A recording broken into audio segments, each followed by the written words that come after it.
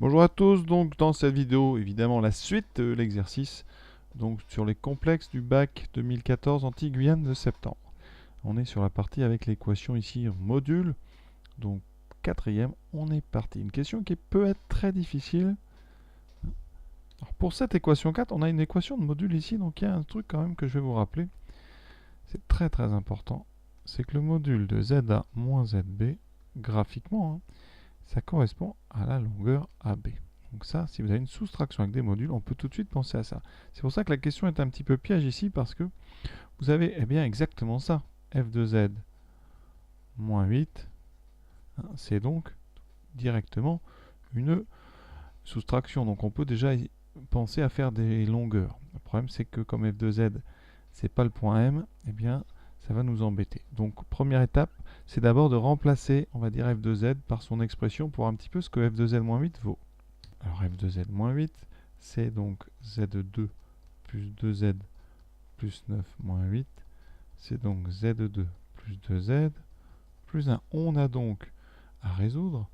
Donc module de z2 plus 2z plus 1 égale 3. Voilà.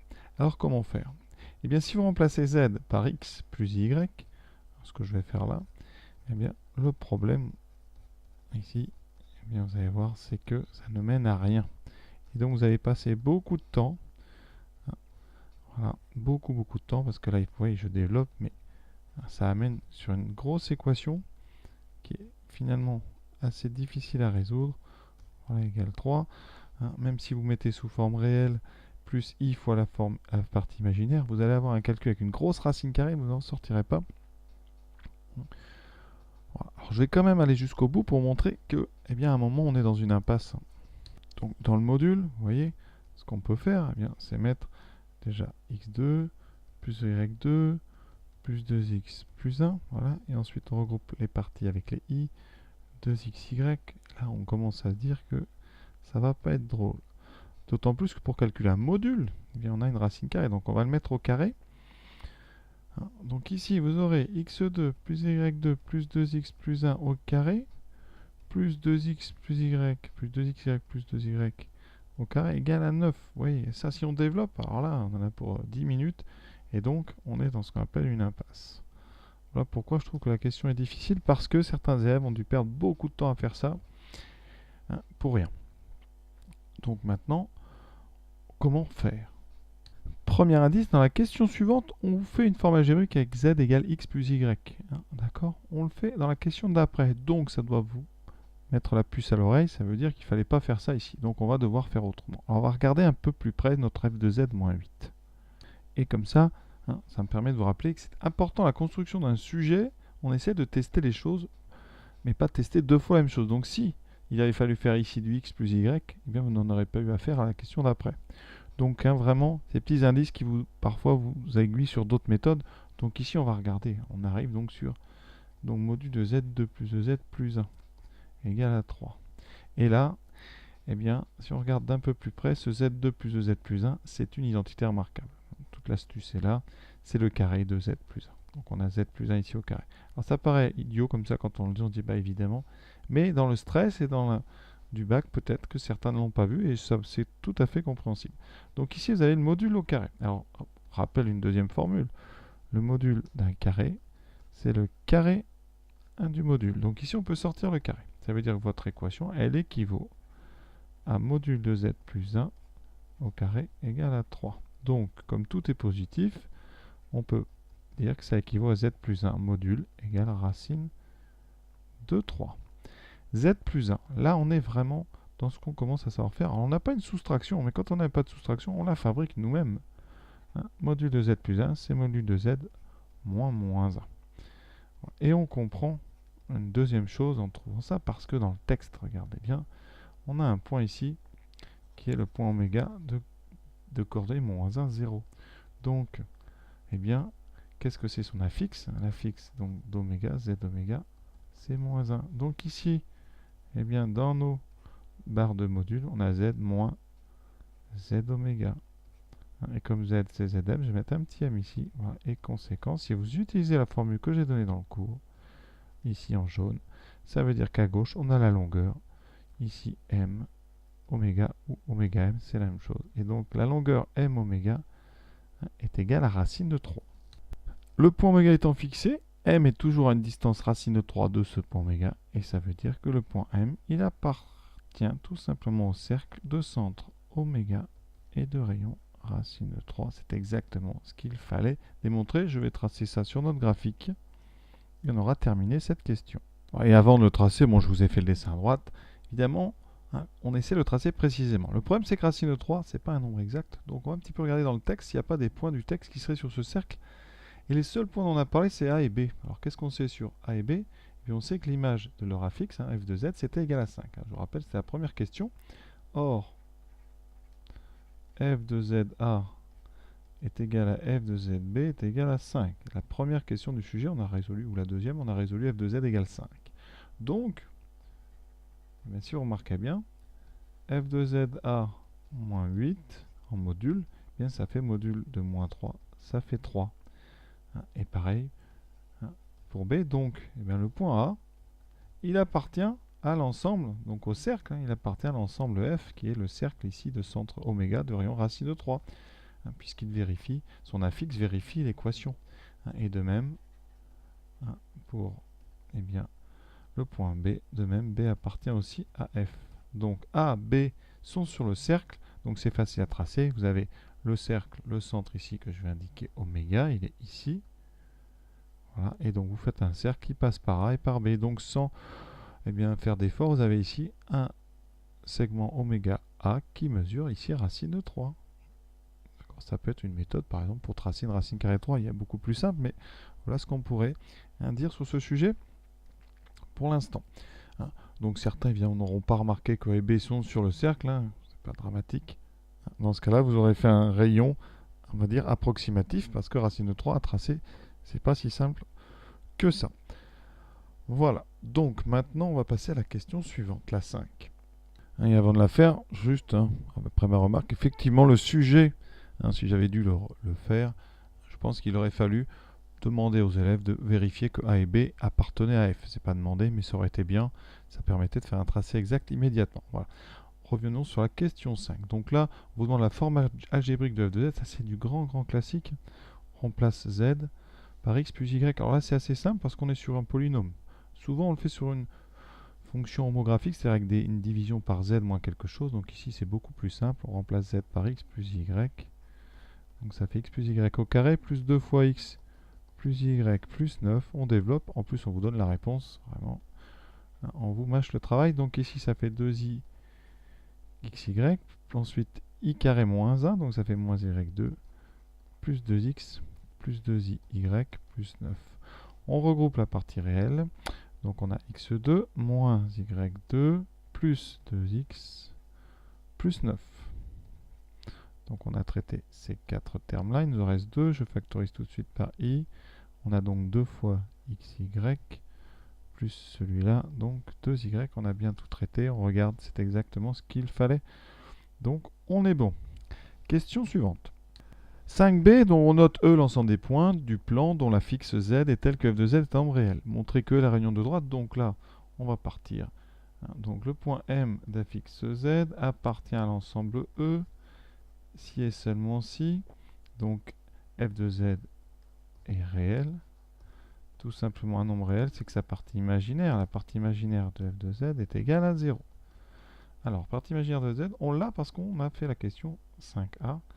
Donc cette partie imaginaire, c'est donc 2xy, 2xy plus 2y égale à 0. Vous voyez. Alors comment, ici, c'est une équation un peu bizarre, il n'y a pas de carré, il y a un produit xy, donc il n'y a pas tant de choses à faire. On va regarder, on peut factoriser par y. Ça. Donc si on factorise par y, on a y fois 2x plus 2 égale 0. Donc un produit nul ici. C'est une équation produit. Produit nul, donc on est chez les réels, un produit nul, ça veut dire que y égale à 0 ou 2x plus 2 égale 0. On continue, ça fait y égale 0 ou, donc ici x égale moins 2 sur 2, donc moins 1. Et là, eh bien qu'est-ce que c'est? Effectivement, là, on vous donne l'idée, c'est la réunion de droite. Effectivement, x égale moins 1, on l'a déjà vu tout à l'heure, c'est une verticale, hein, c'est cette droite qui est encore ici tracée en pointillé rouge, et y égale 0, c'est l'axe des abscisses. Donc, eh bien, M appartient soit à la droite, on va l'appeler D1 d'équation y égale 0, ou M appartient à la droite D2 d'équation x égale 1, x égale moins 1. On n'a plus qu'à conclure, hein. E et donc la réunion de la droite D1 d'équation y égale 0, entre parenthèses, hein, c'est l'axe des ordonnées, et de la droite D2 d'équation x égale moins 1, hein, qui est la droite qu'on a tracée en pointillé, hein, ici. Donc vous avez x égale moins 1, on l'avait déjà tracé, et l'axe des abscisses, c'est même pas la peine, il est déjà là, il est là, c'est ici y égale 0. Alors encore des points ici qui m'intéressent, même si c'est pas demandé. Vous avez le point A et B, ils sont sur la droite. Est-ce que c'est normal? Ben oui, parce que quoi? Remarque. Hein. Pour A, f de ZA, c'est égal à 5, ça appartient bien à R, donc le point A appartient à l'ensemble E.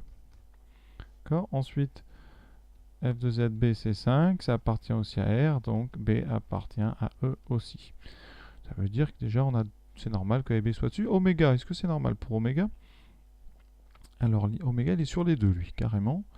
Hein, donc, qu'est-ce qui se passe? F de oméga, donc on va regarder qu'est-ce que c'est F de moins 1. F de moins 1, ça fait ici, donc, moins 1, moins 2, plus 9, ça fait 6. Donc, effectivement, hein, oméga appartient aussi à l'ensemble E, puisque son image est réelle. Voilà. Vous voyez, c'est bien comme ça de vérifier à chaque fois, hein, si on ne raconte pas des bêtises. Et donc maintenant, on est prêt pour faire la suite, la dernière question, la 6. Déterminons maintenant les coordonnées des points d'intersection des ensembles E et F. Alors, je rappelle que E, donc, c'est l'union de deux droites, et qu'un point est sur cet ensemble, E, si f de z est réel. Ensuite, grand F, c'est un cercle, hein, de centre oméga de rayon racine de 3, et un point appartient à ce cercle, bon, si, eh bien, dans le sujet, on avait vérifié que c'était équivalent à f de z moins 8 est égal à 3 en module. Donc, on veut l'intersection entre E et F. Donc, hein, l'intersection entre F a au maximum combien d'éléments? C'est un cercle avec deux droites. Donc, l'intersection a au maximum 4 éléments. Un cercle avec la première droite, ça fera 2, et le cercle avec la deuxième droite, ça fera 4. Peut-être que des points sont communs. Donc, c'est pour ça que je dis au maximum. Donc, maintenant, eh bien, on va regarder. Est-ce qu'on en connaît? On a déjà parlé. Alors, à ce moment-là, ceux qui n'avaient pas vu vont regarder le point A. Déjà, le point A. Qu'est-ce qu'on sait? On sait que f de ZA, hein, ça vaut 5, c'est la première question du sujet. Donc, forcément, je l'ai déjà dit, hein, mais je refais f de ZA. Moins 8, ça fait module donc de 5 moins 8, ça fait module moins 3, ça fait 3. Donc, premièrement, on A vérifie. Hein, f de z moins 8 en module égale 3, donc forcément A appartient à F. Ensuite, f de ZA est réel puisque c'est 5. Donc A appartient à E. Première chose, vous avez trouvé un point. A appartient à E inter F. De même pour B. Là, on ne va pas refaire ces mêmes calculs. De même pour B. B appartient aussi à l'intersection. On a déjà trouvé donc deux points d'intersection. Il nous manque lesquels? Alors, sur le dessin, il vous manque l'intersection entre ce cercle vert et la droite horizontale. Donc il vous manque ces deux points-là. Alors on va faire ça de façon très précise. Il faut trouver maintenant l'intersection entre F et l'axe des abscisses, OX. Alors je vais faire ça par le calcul vraiment très précisément. L'équation de F, qu'est-ce que c'est? C'est un cercle donc de centre oméga. Donc on peut trouver l'équation de ce cercle. C'est le programme de terminal. Hein. X moins, donc moins 1, donc x plus 1. Ensuite ici, c'est y moins 0 au carré. Et ça vaut r au carré, donc 3. Ça veut dire que l'équation du cercle, c'est donc x plus 1 au carré plus y au carré égale 3. Et on veut un point M, hein, qui appartient au X, ça veut dire que son Y vaut 0. Donc ici, eh bien on va poser, hein, on va donc résoudre le système. On résout donc l'équation d'abord du cercle, voilà, égale 3, et ensuite Y égale à 0. Alors ça se résout très bien.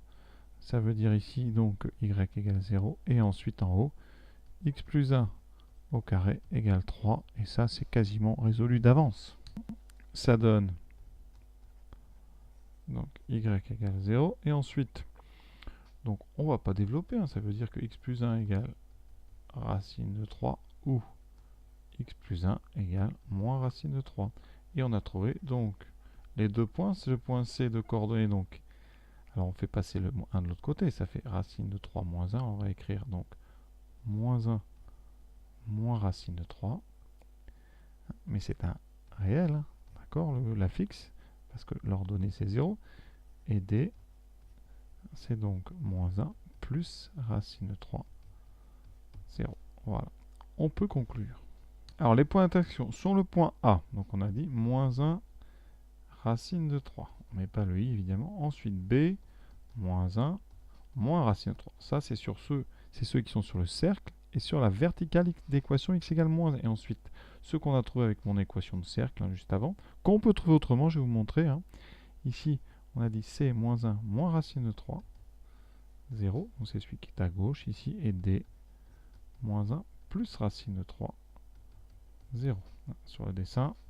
Donc ici, vous trouverez c, et ici, vous trouverez le point D. Donc A et B sont indiqués. Comment trouver C et D sans faire l'équation de cercle?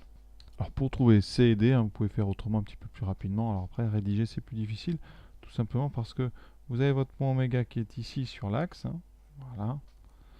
Vous avez votre cercle ici, hein, de rayon racine de 3. Donc les deux points qui sont sur l'axe horizontal, forcément c'est les points qui sont à gauche et à droite d'oméga. Donc il faut aller, si vous les suivez de droite, vous faites oméga et vous rajoutez à l'abscisse le rayon, racine de 3, et si vous allez vers la gauche, vous enlevez racine de 3. Donc, hein, les intersections, ça vous donne deux points, un ZC qui sera donc Z oméga moins racine de 3, et ZD qui est Z oméga plus racine de 3. Vous montrez facilement que C et D sont réels, hein, puisque Z oméga c'est 1 moins 1, et ensuite vous montrez aussi très facilement que C et D ZC, ZD sont bien sur le cercle de centre oméga et de rayon racine de 3.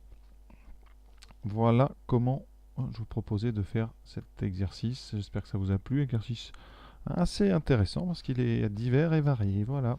À bientôt.